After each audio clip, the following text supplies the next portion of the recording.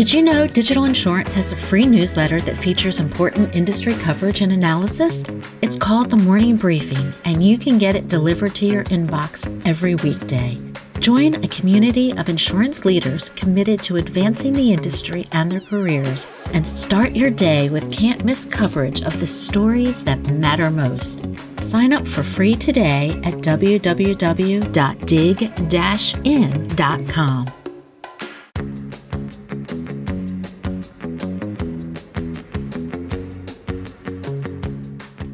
Welcome to this edition of the DIGIN Podcast. I'm Patti Harman, Editor-in-Chief of Digital Insurance. There were approximately 1,500 InsurTech firms in the United States in 2024, and this number is only expected to increase as entrepreneurs explore opportunities to transform every aspect of the insurance industry. The adoption of AI is also creating new opportunities for insurers to incorporate even more technology into their processes and procedures. What pain points are these firms solving for insurers? Where are they finding funding? And how are they collaborating across the insurance industry? Joining me today to discuss all of this and much more is Astrid Malval-Beharry, founder and president of StratMaven, a strategy consulting and M&A advisory firm that specializes in that important intersection between P&C insurance and technology. Thank you so much for joining us on the DIG podcast, Astrid. Thank you so much, Patti, for having me. I'm really excited to be here today, and I'm looking forward to our conversation. Well, I think we're going to cover a lot of ground in the next couple of minutes. So to start off, very few people actually start their careers in the insurance industry. And I was wondering if you would just kind of give us a little bit of background on your story and how you ended up launching your company. Yes. So, I thought for the longest time, Patti, that like 99% of people in the insurance industry, that I fell in the insurance industry. But recently, I actually started revising that, because after my MBA, I joined the Boston Consulting Group, BCG, in their New York office, which at the time had a really large practice around financial services and insurance. And early on in my career at BCG, I had the option of working on this very glamorous consumer brands project that everyone in the office, the New York office, wanted to work on. And then there was another project for an insurance company, which was around really analyzing and optimizing their distribution model. And something about the insurance project actually, I don't know, called to me in some ways. I do have an engineering background, so I love anything that's related to data science, to statistical analysis. A good friend of mine was and still is, but was at the time, an actuary. And I had always learned from her, what actuarial science was all about and so forth. So to make a long story short, to the surprise of everyone in the office, I chose the insurance project. And really, the more I dug in, the more I fell in love with the industry. And I ended up requesting to be actually staffed on pretty much all insurance projects. So I did not have sort of the typical management consultant career where the idea is to try several industries. Like, I found insurance, I loved it, and I decided I want to stay in it. And I think, what I realized really early on, even after that first project, is that insurance touches really every aspect of our economy, of our society. It touches every human being, every company, every community, and every major life event it touches. And it's this wonderful combination of data science, technology, human psychology and human behavior, and of course, business strategy. And I think that's what really inspires me, and why I'm 20 plus years later, I'm still working in the insurance industry. And so after BCG, I had the opportunity to spend many years at LexisNexis Career Solution. And I joined LN at a very critical time in their journey because the company was looking to acquire ChoicePoint, which at the time was the largest publicly traded data analytics technology vendor to the P&C insurance industry. And I was actually brought in to pretty much help them analyze the insurance business of ChoicePoint. Post-acquisition, I ended up joining the insurance vertical where I was responsible for strategy, M&A, product development, and so forth. And I would have probably still been at LexisNexis, but I did reach a point where I was completely burned out. And the goal was to take a sabbatical, figure out next step. And I did not quite make it 1 month into my sabbatical. Someone that I had previously worked with at my career was now working for a private equity firm, saw that there was an end date to my employment at LexisNexis on LinkedIn, which that's why I always tell my mentees, update your LinkedIn profile. And yeah, reach out to me and said, hey, we are evaluating the acquisition of this core system vendor. And I had just been a part of the divestiture of InsurTech from LexisNexis. And I thought, yeah, that would be great. And I did that first project. And that led to other projects, and that's how StratMaven was born. So StratMaven was founded almost 13 years ago, and we are essentially, as you said, a boutique strategy consulting and M&A advisory firm. We work exclusively at the intersection of P&C insurance and technology. And I would say what's unique about us is that we serve what I call the P&C insurance trifecta. So we work with insurance providers, and I would say they are primarily carriers and MGAs. We also support service providers and tech vendors, and these ranges from pre-seed, seed stage, InsurTechs, all the way to very well-known, very well-established data analytics technology vendor. We are very privileged to work with, I would say, the top 5 of the top 8 technology vendors in the industry. And then we also serve private equity investors, and we work with 7 of the top 25 private equity investors. So by serving this insurance trifecta, we get truly this 360-degree view of the industry. We get to see which technology is working, which one is hype, what are some of the pain points that are really top of mind for insurance carriers, and then for private equity investors, which InsurTech vendor is really gaining traction, or which MGA is really gaining traction, and so forth. So it's fun to get to work every day. I really enjoy what I do.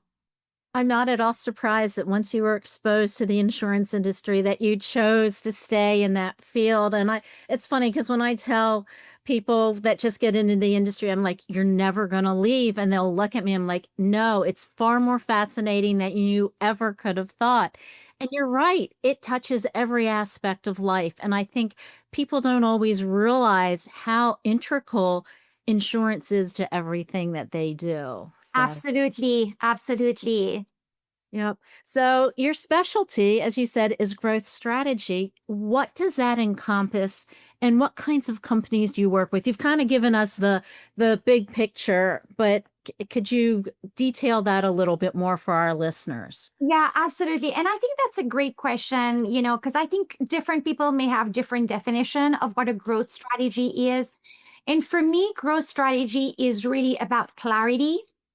So it's really knowing, where to play and how to win. And it's not necessarily about chasing more. It's about chasing the right type of more. And as I said, at StratMaven, we work with insurance carriers and MGAs. On the insurance carrier front, we tend to work primarily with tier 3, tier 4 carriers, although we've had the opportunity to also work with the innovation group at some tier 1 and tier 2 carriers.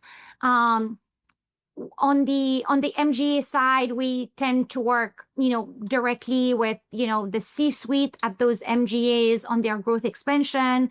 And like I said, for the vendors, pre-seed, seed stage, InsurTech, all the way to very established vendors. And then, like I said, the private equity investors.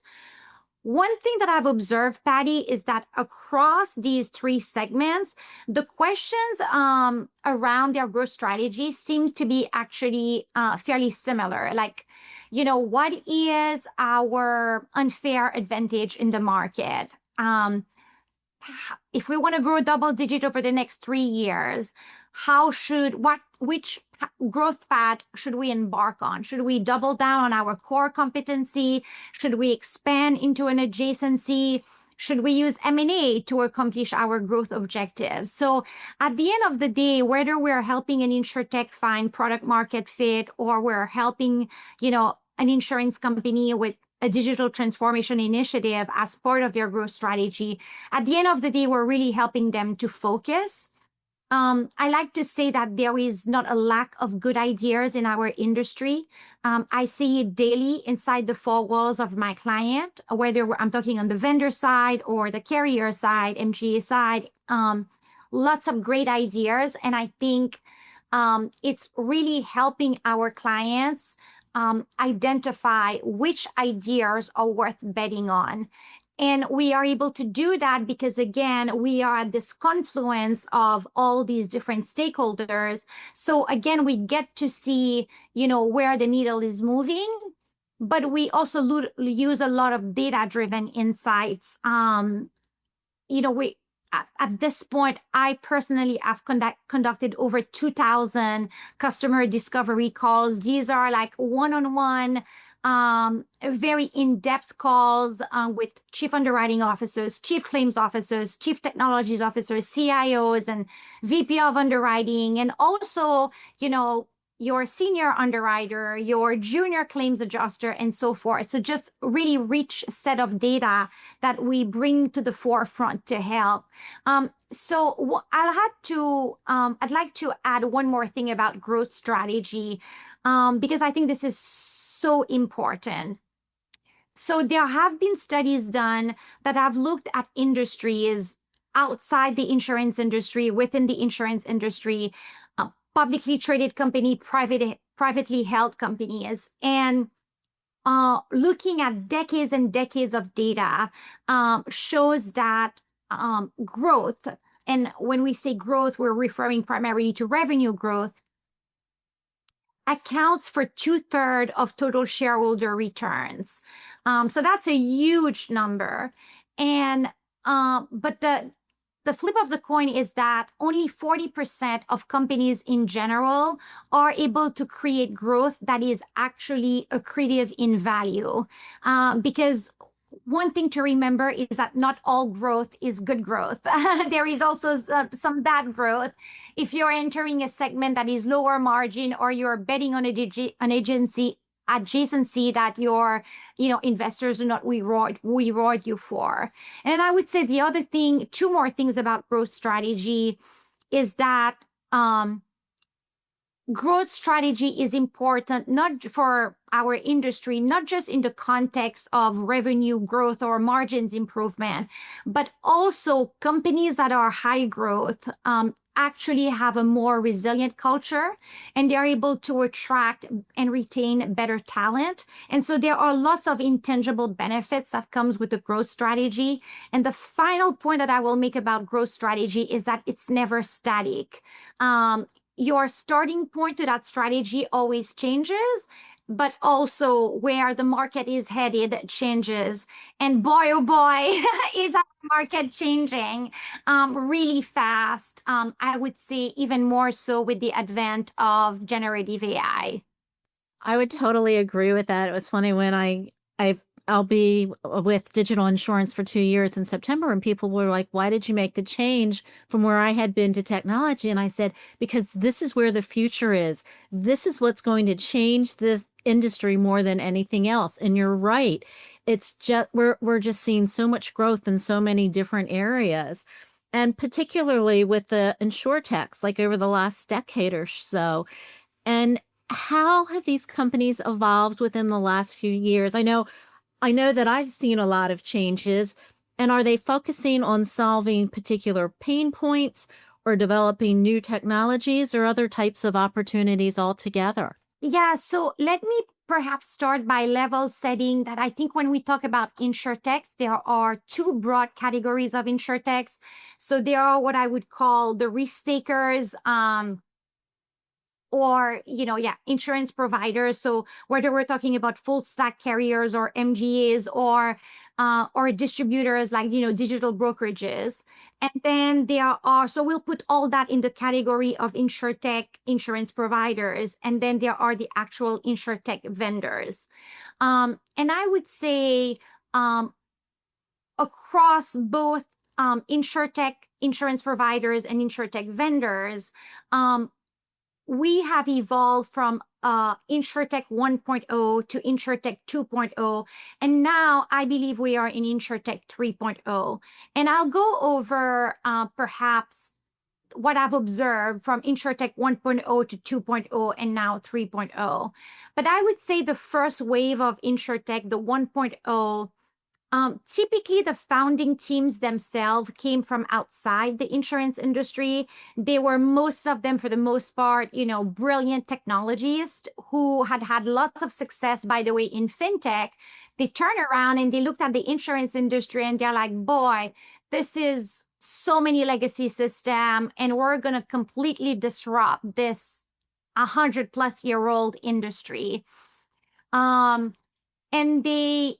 they came in either as an insurance provider that I am going to disrupt you legacy insurance carrier, or as an InsurTech vendor, they said, we have the best technology. So they made all these grand promises, and we're going to help you, legacy carrier, disrupt the disruptors that are going after your business. And we all know where that turned out, right? So a lot of those companies have either gone under, or some of those companies that are still around, they are still struggling to achieve profitability. And many of them have had to actually bring that insurance domain expertise. I would also say the third characteristic of that InsurTech 1.0 wave was it was heavily focused on the direct-to-consumer channel. So let's try to digitize the distribution of insurance. But it did not expand really beyond, I would say, distribution. Here and there, you have some products, but really it was focused on a direct-to-consumer distribution channel. In InsurTech 2.0, what we saw is that the makeup of the founding team themselves was different. So now you had a founding team that, yes, still had brilliant technologies, but they also had people with deep domain insurance expertise. And so now when they develop products, they understood the insurance carriers' workflows, their data infrastructure, the regulatory requirements, which, by the way, is across 53 jurisdictions in the US. And so you saw certainly more maturity out of that second wave of InsurTechs, again, from the founding team makeup, from the products, the way they were, their go-to-market approach. And I would say, again, it moved from just let's focus heavily on distribution to really looking across the insurance value chain, both in depth and breadth. So we're starting to see, we saw solutions across underwriting, across claims. Some vendors decided, we're going to take an enterprise approach and cover both underwriting and claims. Others said, we're going to start in underwriting, move in claims, or we're really going to be heavily focused on, submission in commercial submission intake and so forth. But ultimately, what these InsurTech did is that they came to market in a way that was more collaborative with insurance carriers. They were less perceived as a threat.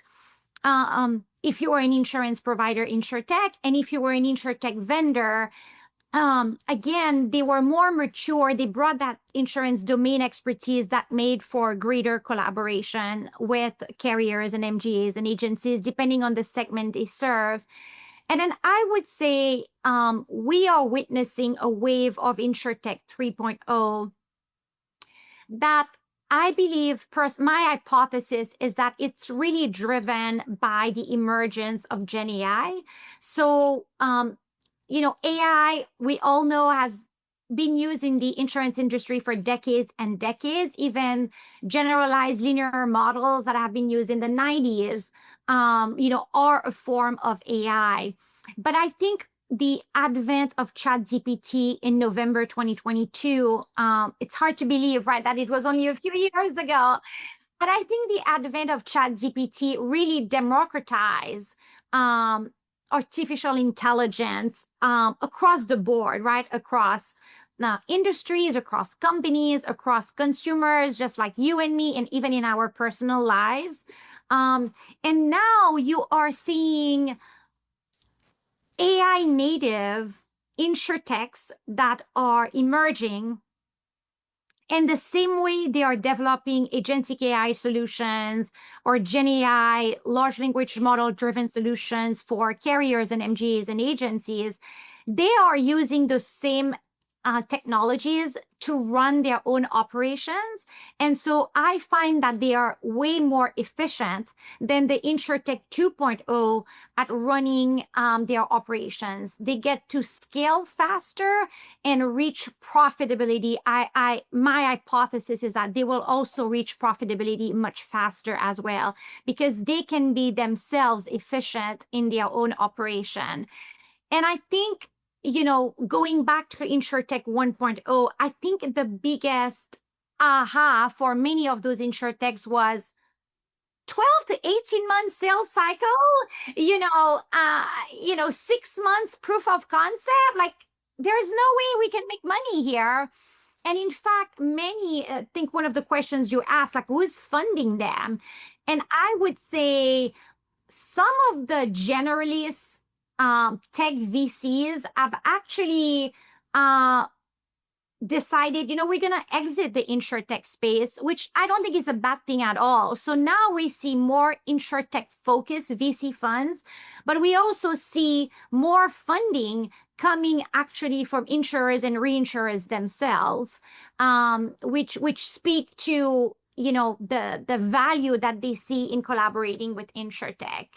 But yeah, I hope that's helpful, kind of how I see the evolution from InsurTech 1.0 to InsurTech 3.0. That was a great description of how everything is evolving. And, as we're looking at the growth strategies for each of these different types of companies, I think it's going to kind of vary in terms of what they're looking for. And I'm glad that you brought up that you're seeing more collaboration between the technology companies and the insurers, because that's really the only way that that's going to work. No one can kind of operate in their own little silos, so to speak. So as you're working with companies with their growth strategies, and I'm looking at this in terms of like the technology companies, what are they usually looking for? Are they looking for funding? Are they looking for insurance company partners? Do they want to acquire other companies? Do they want to be acquired? I think it probably kind of depends on where they are in their life cycle too, maybe. Absolutely. I would say all of it, all of the above, Patty, but certainly it depends on where they are in their life cycle. So I would say for early stage InsurTech startups, they are really looking to get to product market fit as soon as possible. And so therefore, they are looking for validation from carriers, MGAs, or agencies. Again,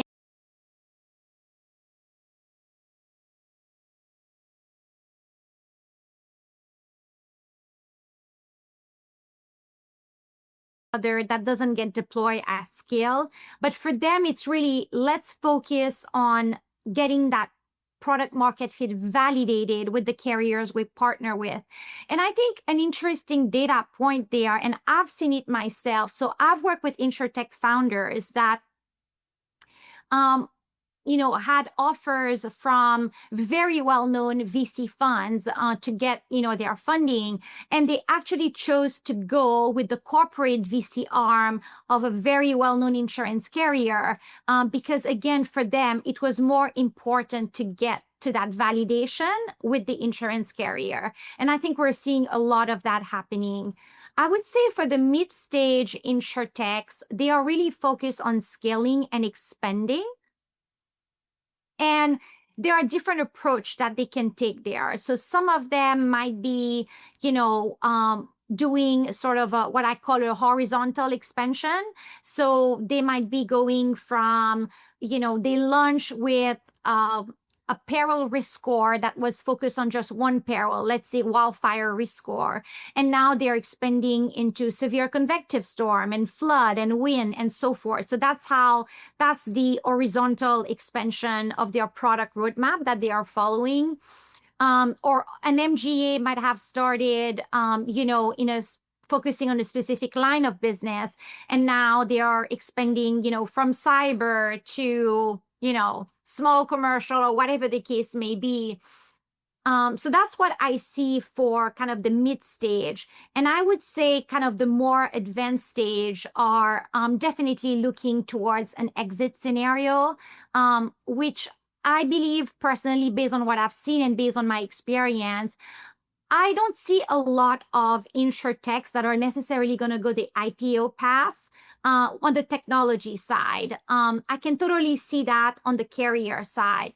But on the technology side, I think it's going to be more, M&A, that either they are acquired by a strategic buyer, kind of a large incumbent technology vendor, or they are, acquired as part of a roll-up, perhaps with the private equity firm. At StratMaven, we've been very privileged to, we've participated in over 30 plus M&A transaction. But, we take a lot of pride in some of the role we played, for some of those InsurTechs. I can name a few where StratMaven participated, but also others where StratMaven did not play a role, but I still think are very important ones to call out. So certainly we played a big role in the acquisition of Flywheel by LexisNexis, the acquisition of Betterview by Nearmap, and Nearmap itself by Thoma Bravo.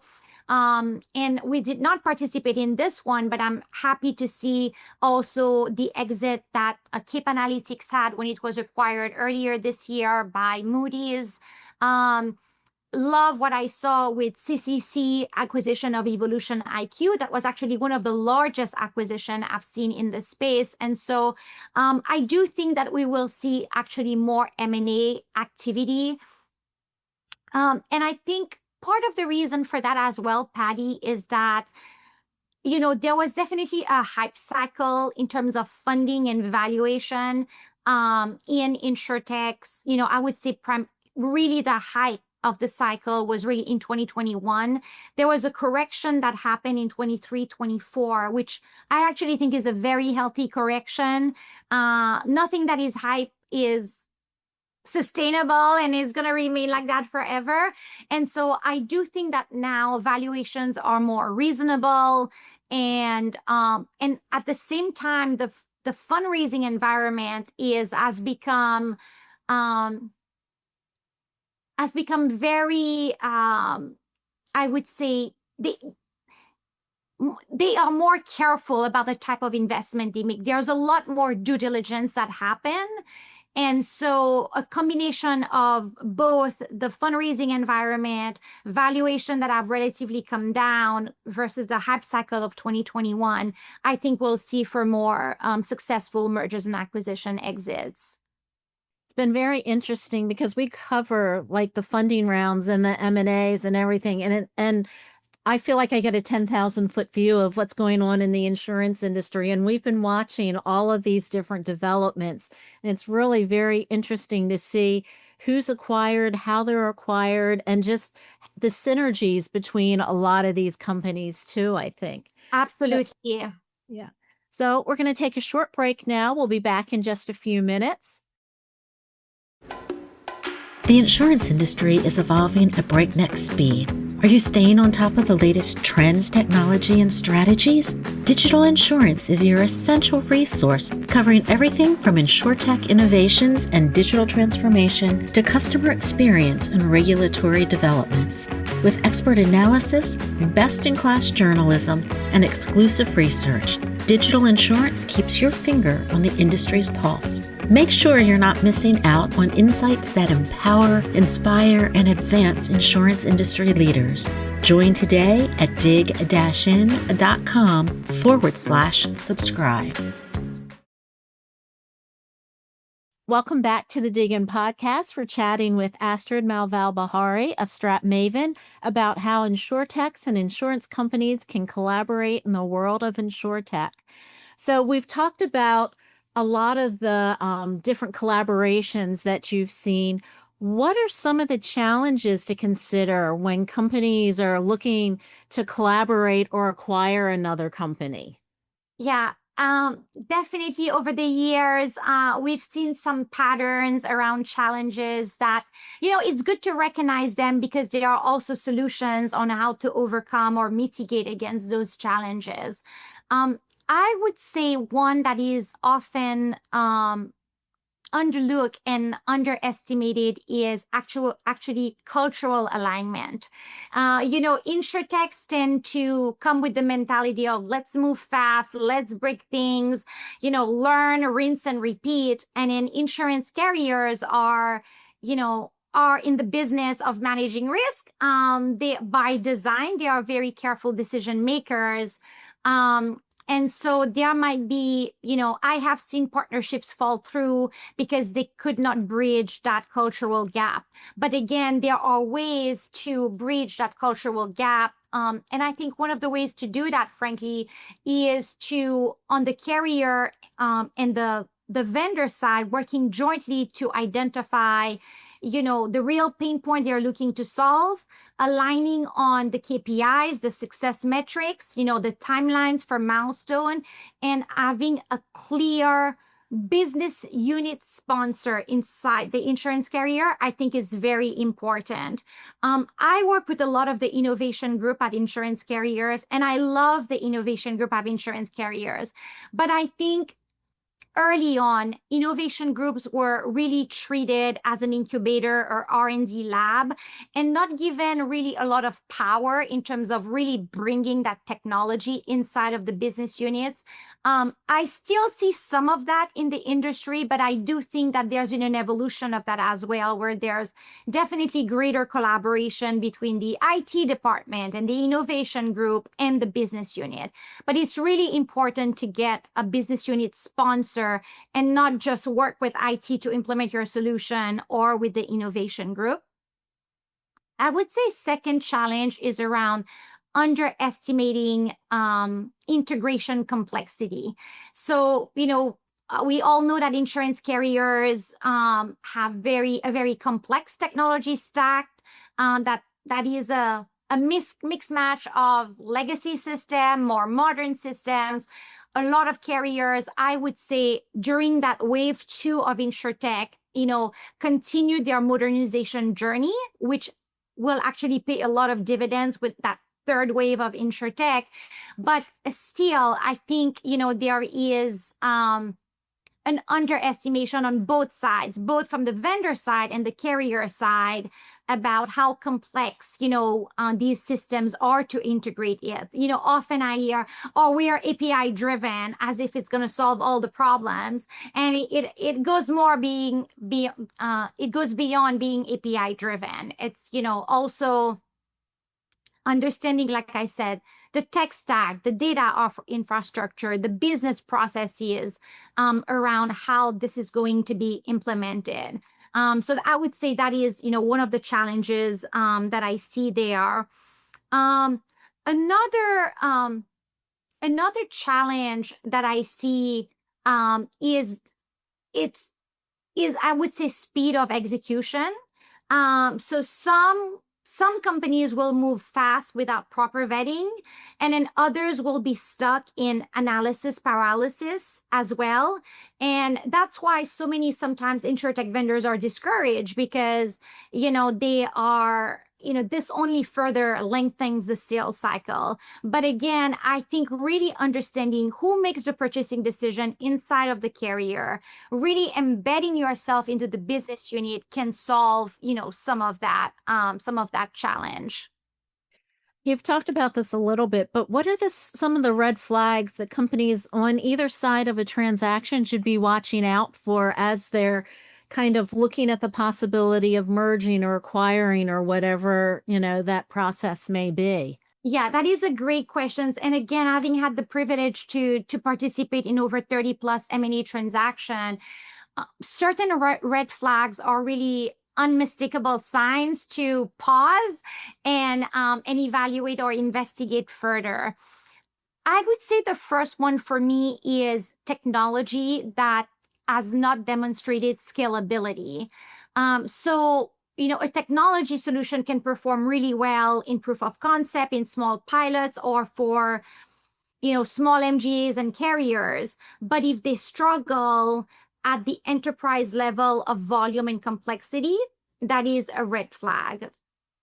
I would say second, especially when you're dealing with AI vendors, it's really important for carriers to ask their vendors, like, how do you ensure AI model transparency, interpretability, and auditability? And let me just explain what each one of those are very quickly, because I do think it's very important. But AI model transparency, the focus is really on open disclosure of how this model works. And the key question it answers is, how was this model built and what's in the model? AI model interpretability is really focused on understanding the model's predictions. And the key question it answers is, why did the model make this particular decision?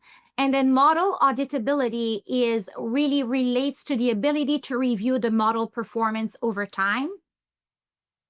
And the key question it answers is, can we systematically review how the model past decisions, what the model's past decisions were, and what were their impact?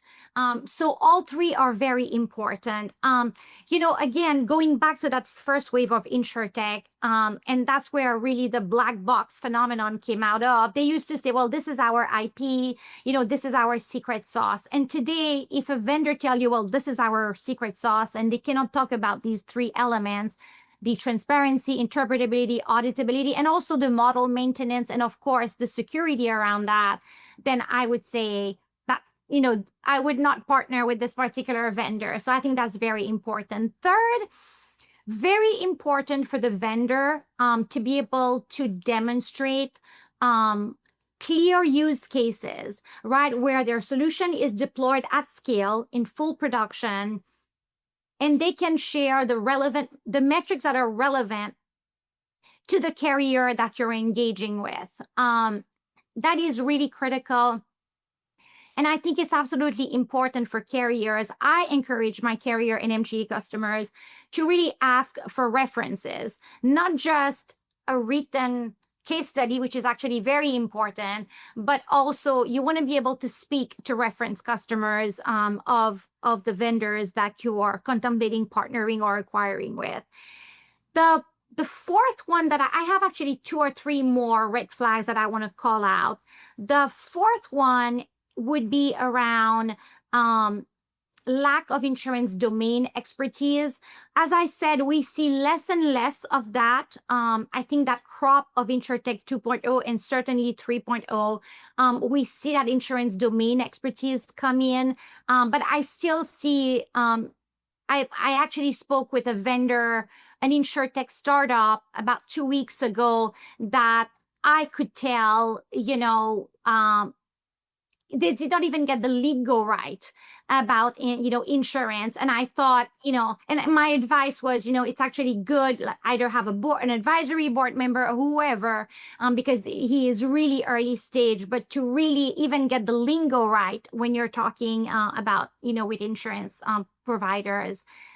I would say the fifth red flag that I see is over-reliance on one or two carrier as your customers. So if 80% of the revenue of the vendor, especially I would say a mid-stage vendor that has already raised a Series A, for example, if 80% of their revenue come from one or two carrier, that's what we call concentration risk. And that can destroy a company overnight if one or both carriers decide, to switch business to a competitor.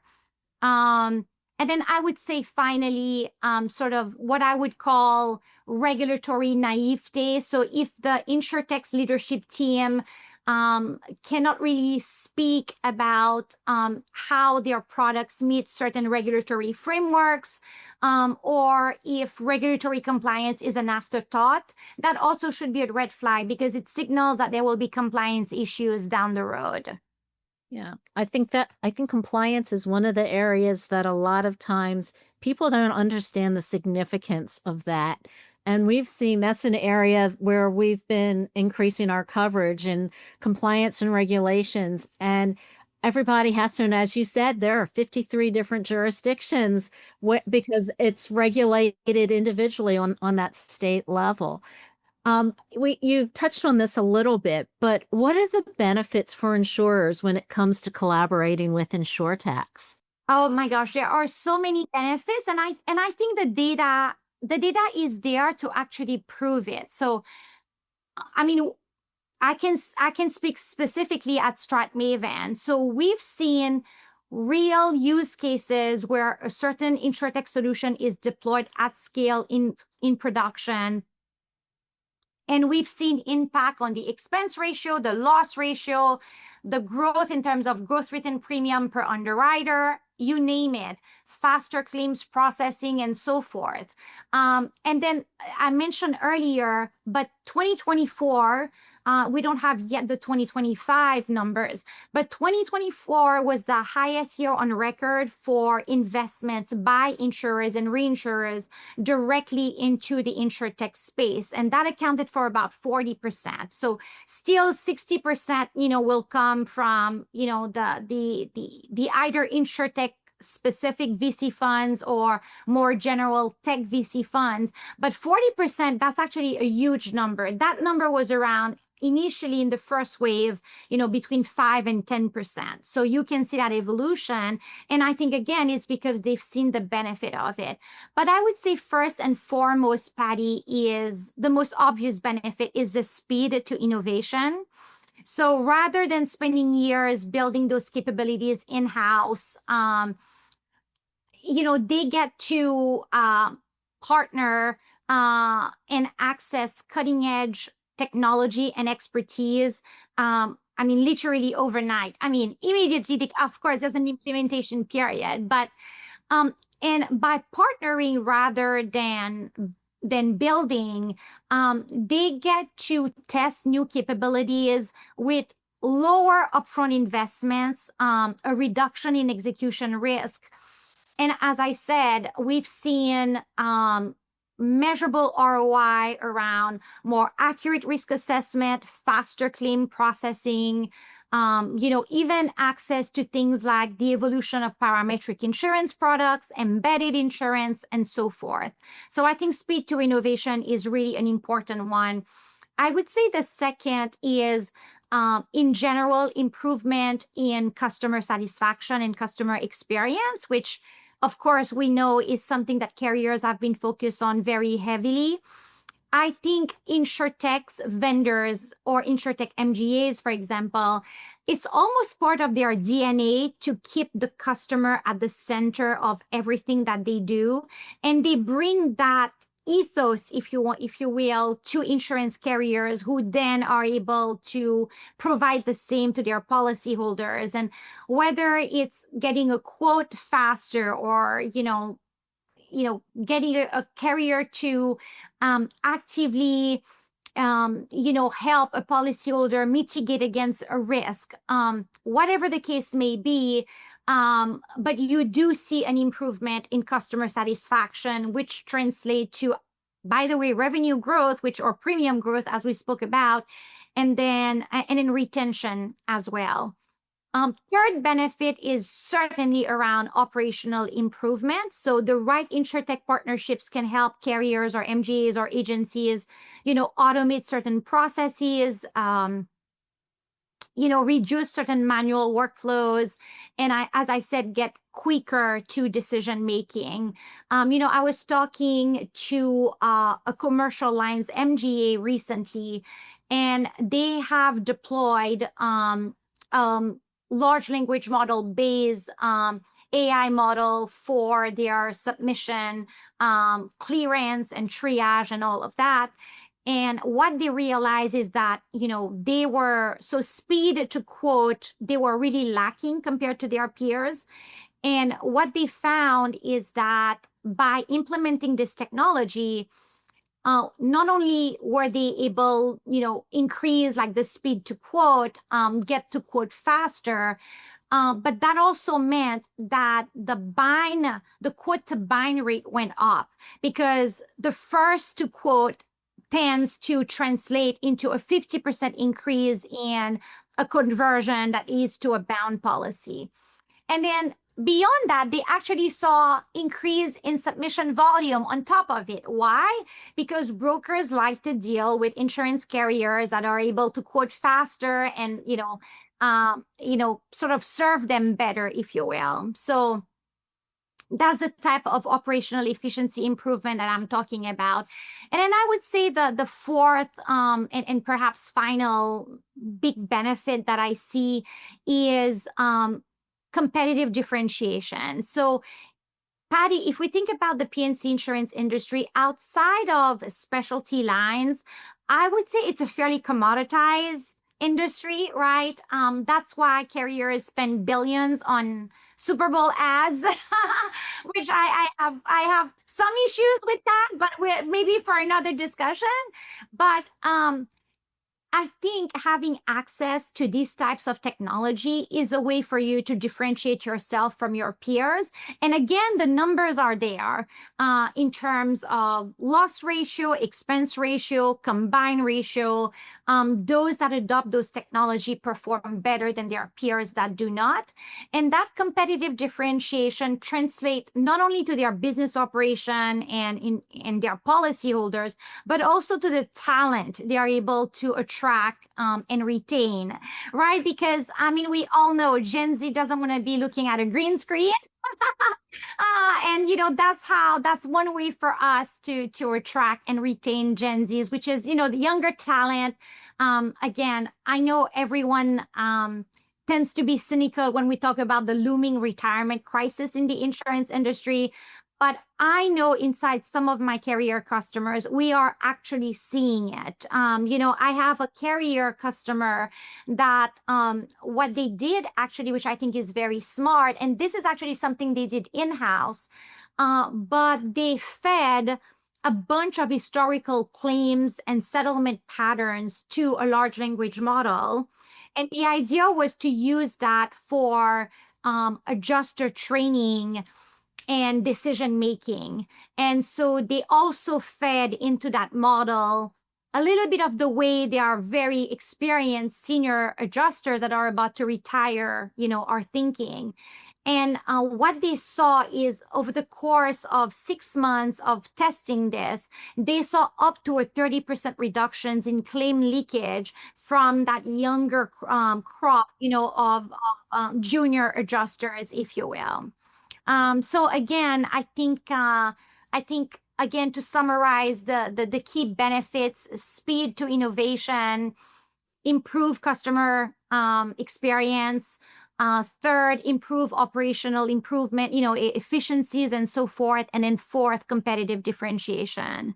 And all of that helps to change the perception of the insurance industry from being this large entity that this is the way we've always done things to look at us now, how we're using technology, how we're using data, how we are making this process much more transparent and almost instantaneous in many different areas. And I think I agree. There are so many benefits to this, and it's really kind of changing a lot of different things. you have the unique opportunity of maybe being able to see a number of different InsurTech innovations. And I'm wondering if there's anything that you've seen that you think, wow, this is just so innovative, or this is the type of thing that will just kind of really create a lot of opportunity and promise in the industry. Is there anything like that that you've seen? And you don't have to name names, but I just want to have a sense of what you're seeing in that area. Yeah. So what I would say, and I know maybe as when people will listen to this recording, they might roll their eyes when I say that, but I do see a lot of people in the industry rolling their eyes when we talk about AI or agentic AI, and I get it, right? It's been hype. And I'm certainly guilty of it as well. But I don't know if because of the privileged position that StratMaven is in, where we get to see, real technology in action that works, and we also get to see technology that does not work. But what I would say is that I would caution people about being so cynical about AI and agentic AI in general. So personally, I think that maybe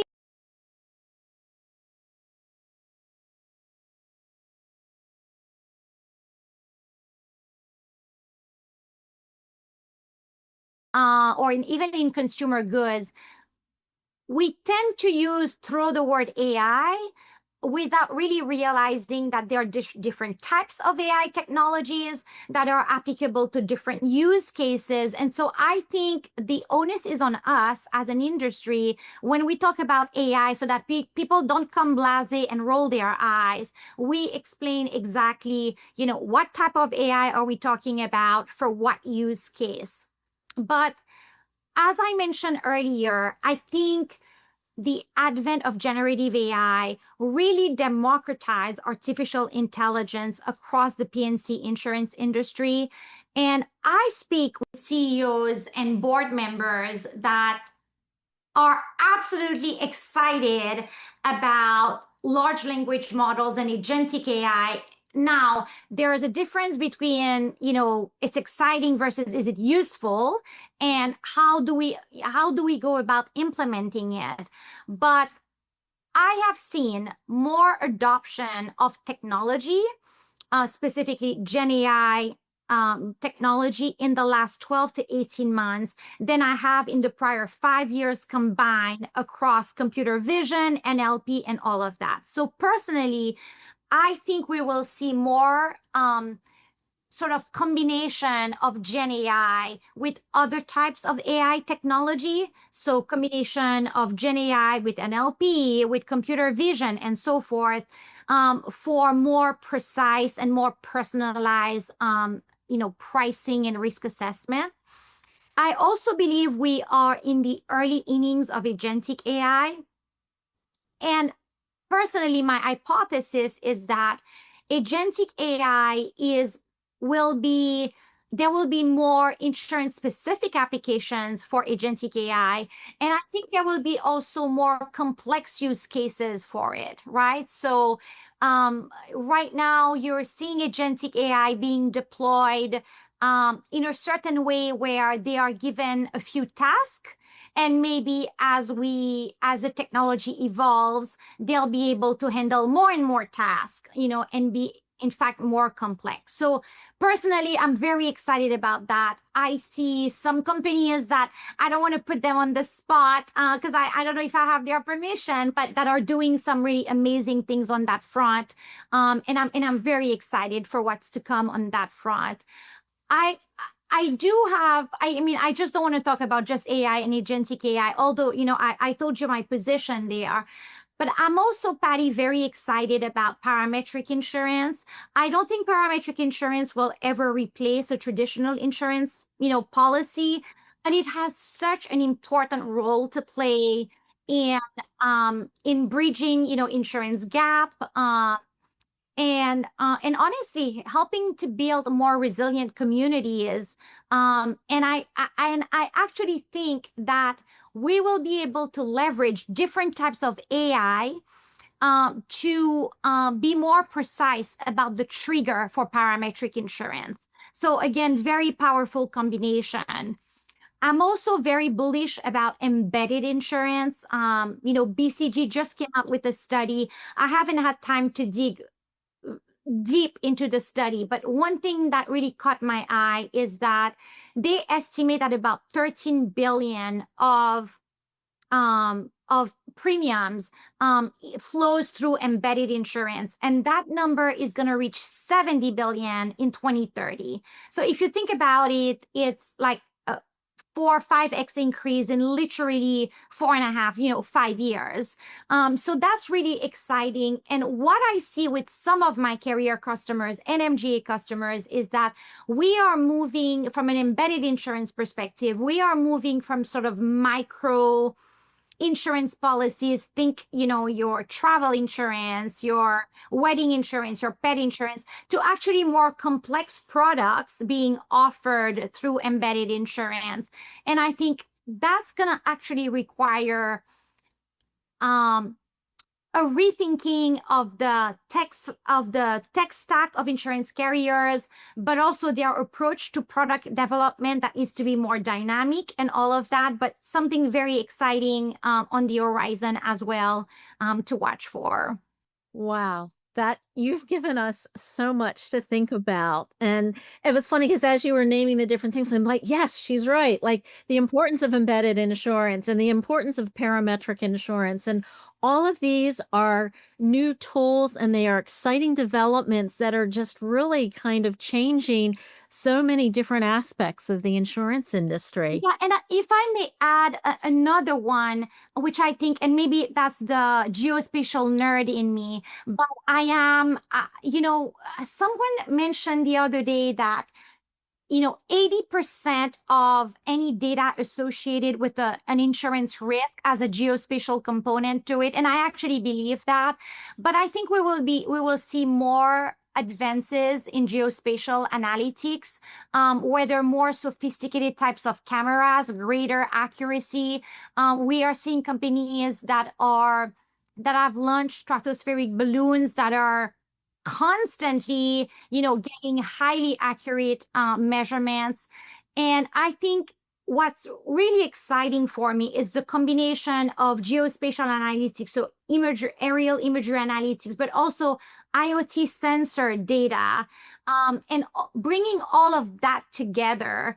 Again, I think is going to be so critical, again, as we face, increasing, climate risk and so forth.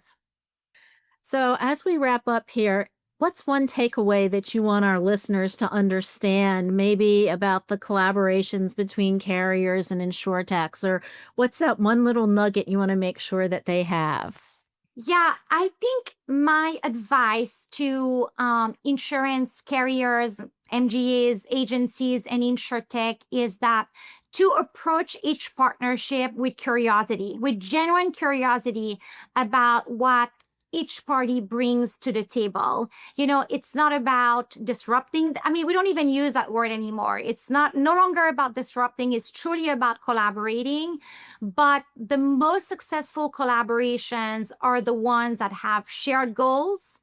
Like I said, a genuine recognition for the value that each party brings to the table. They are aligned on the success metrics for that partnership.